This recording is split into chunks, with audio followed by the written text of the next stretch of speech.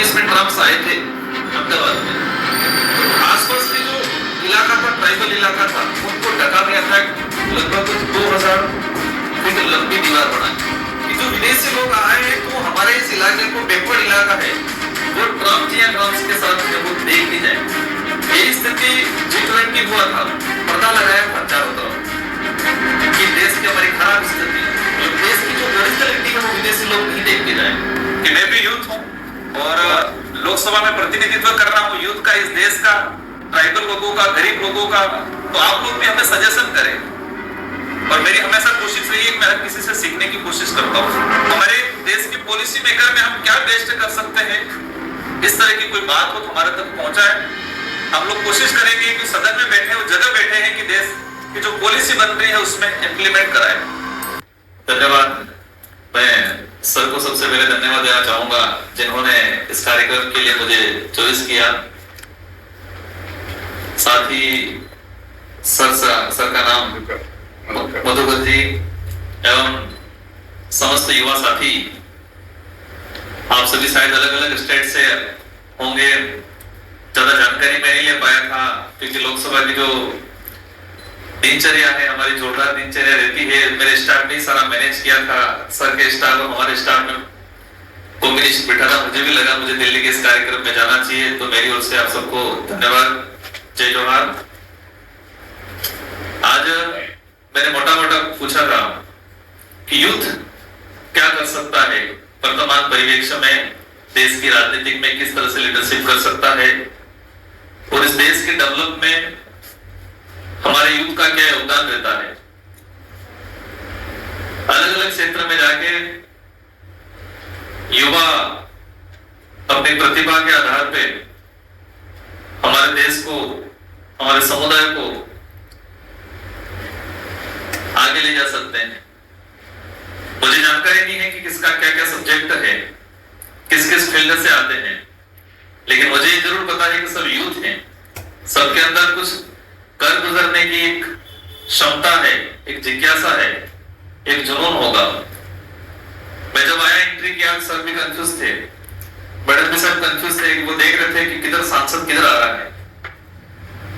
मैं जब अंदर प्रवेश किया, इसके बाद शायद थोड़ा क्लियर हुआ होगा सर को। मेरे लिए सौभाग्य की बात है, मुझे इस एज में हमारे देश की सर्वोच्च सदन के अंदर मुझे प्रतिनिधित्व करने का अवसर मिला, मेरे क्षेत्र का भी और यूथ का भी। और मैं कोशिश कर रहा हूं कि मैं एक शानदार प्रतिनिधित्व करूं। मैडम ने मेरा परिचय बता ही दिया कि मुझे 2 बार विधायक बनने का अवसर मिला और मैं MP बना। मेरा जो ट्राइबल इलाका है, मैं ट्राइबल कम्युनिटी से आता हूं, और ट्राइबल की बात आते ही सबके माइंड में अलग से पिक्चर बनती है कि ट्राइबल पहाड़ों में, जंगलों में रहते हैं, सुविधाओं के अभाव में। कुछ वास्तविकता भी है। हमारा इलाका इतना कहें कि भौतिक सुविधाओं से इतना परे है। मैं विधायक बना, इसके बाद मैंने मेरे घर की, मेरे गांव में जाने की सड़क बनाई थी। मैं देखता हूं यहाँ पर दिल्ली के अंदर डिमांड होती है कि ये हो गया, वो हो गया। हम लोग ये समझ लेते हैं कि जो शहर है वही देश है। दिल्ली हो, मुंबई हो, बड़े बड़े जो शहर है वही देश है। शहर में रहने वाले हैं वही देश के नागरिक हैं, ये महसूस कर लेते हैं। लेकिन ये इंडिया बहुत बड़ा है, इसका डीप में जाएंगे, हर इलाके में अलग अलग परिस्थितियां देखने मिलेगी, अलग अलग लैंग्वेज देखने मिलेगी। यहाँ की भौतिक सुविधा, गांवों की, ट्राइबल इलाके की भौतिक सुविधा में रात दिन का डिफरेंस मिलेगा। मुझे सौभाग्य मिला कि मुझे ट्राइबल का और ट्राइबल इलाके का प्रतिनिधित्व करने मिला। साथ साथ हर जगह मैं कोशिश करता हूं कि यूथ राजनीतिक में आगे आए। हम स्कूल कॉलेज में पढ़ते थे या पढ़ते होंगे कि एक मैसेज मिलता है कि राजनीति गंदी होती है, राजनीति खराब होती है, और इसलिए यूथ थोड़ा हटता है, ठीक है राजनीतिक से ही। लेकिन हमारे देश की जो पॉलिसी बनती है वही राजनीतिक के माध्यम से सदन या विधानसभा में, लोकसभा में वहां जाके बनती है हमारे देश की पॉलिसी। और हमारा पढ़ा लिखा यूथ अगर वहां पॉलिसी मेकर में नहीं जाएगा तो इस देश के लिए बेस्ट पॉलिसी नहीं बना पाएंगे।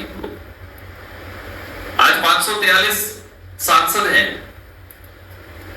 लगभग इसमें मुश्किल से 10-12 लोग यूथ होंगे, बाकी सब 50-60 साल से ऊपर ही हैं। मैं बड़े बुजुर्ग का भी सम्मान करता हूं, लेकिन एक प्रतिनिधित्व, एक हिस्सा होना चाहिए कि टोटल जो है उसमें से 30% यूथ होना चाहिए, क्योंकि वर्तमान जो आधुनिकता की परिवेश में, जो विश्व में जो माहौल बन रहा है, देश तेजी से बढ़ रहे हैं, तो वर्तमान जो आधुनिकता के हिसाब से हम पॉलिसी बनाएं।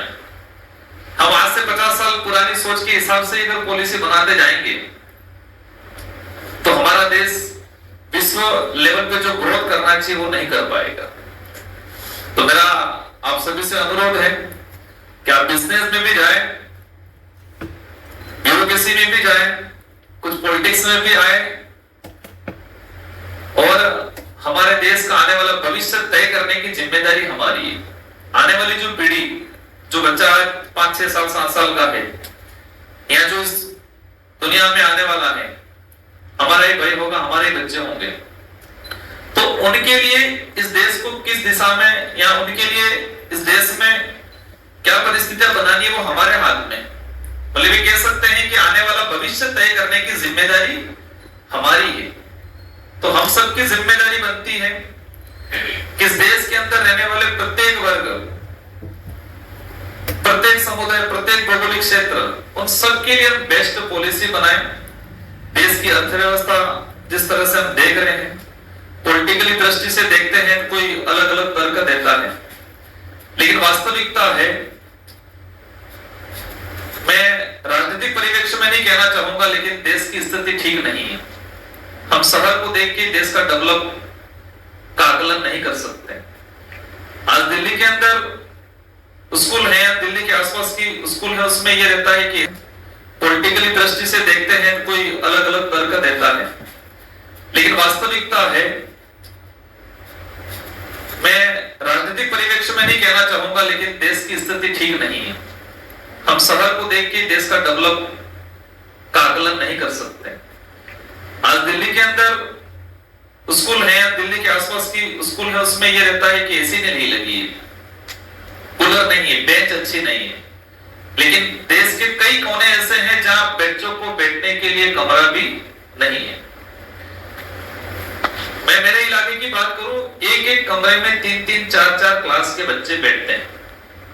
6वीं, 7वीं, 8वीं 3 क्लास के बच्चे, लगभग 60-70% ऐसे विद्यालय होंगे जहां पर वो सिचुएशन मिलेगी।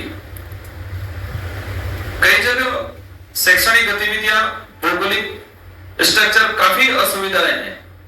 इसलिए हम सबकी जिम्मेदारी बनती है कि देश तभी मजबूत बनेगा जब देश के प्रत्येक वर्ग, प्रत्येक कोने में डेवलप होगा, प्रत्येक कोने में या प्रत्येक वर्ग में अच्छा एजुकेशन आएगा, तभी हमारा देश मजबूत बनेगा। लेकिन हम शहरीकरण या शहर के आसपास का या कुछ एक विशेष एरिया के लोगों को हम आगे बढ़ा देंगे तो देश आगे नहीं बढ़ेगा। और यही परिपाटी से चलने लगे, फिर हम देखते हैं, जैसे कि मैं एक दिन पढ़ रहा था और सुना भी था, मैं विधायक था उस दौरान, 2020 में ट्रम्प आए थे अहमदाबाद में, तो उनके साथ विदेशी अन्य लोग भी आए होंगे, तो आसपास के जो इलाका था, ट्राइबल इलाका था, उनको ढका गया था लगभग 2000 फीट लंबी दीवार बना के, कि जो विदेशी लोग आए हैं तो हमारे इस इलाके को बैकवर्ड इलाका है, कमजोर लोग रहते हैं आर्थिक रूप से, शारीरिक रूप से, इनके मकान ठीक नहीं है, झोपड़ियों में रह रहे हैं, वो ट्रम्प जी या ट्रम्प के साथ है, वो देख ली जाए तो हमारे देश की छवि खराब हो जाएगी। छवि को बचाने के लिए एक दीवार खड़ी की थी शानदार। यही स्थिति G20 हुआ था, उस दौरान भी ये हुआ था, पर्दा लगाया था चारों तरफ कि देश की हमारी खराब स्थिति, मतलब देश की जो ओरिजिनलिटी है वो विदेशी लोग नहीं देख के जाए, ये होता है। आज मैंने देखा है कि एक गंदा माहौल बना हुआ है, हर व्यक्ति, किसी व्यक्ति का व्यक्तित्व, उसके कपड़े, उसकी क्वालिटी या उसकी लैंग्वेज या उसका रहन सहन से प्राप्त है कि नहीं, ये उसका कपड़ा अच्छा है तो नहीं आदमी अच्छा है, बड़ा हुआ देश के अंदर, और महात्मा गांधी जी के साथ भी हुआ था। कई ऐसे लोग हैं, नॉलेज या उसका व्यक्तित्व, उसके कपड़े या उसकी सुख सुविधाओं से आकलन नहीं किया जा सकता है।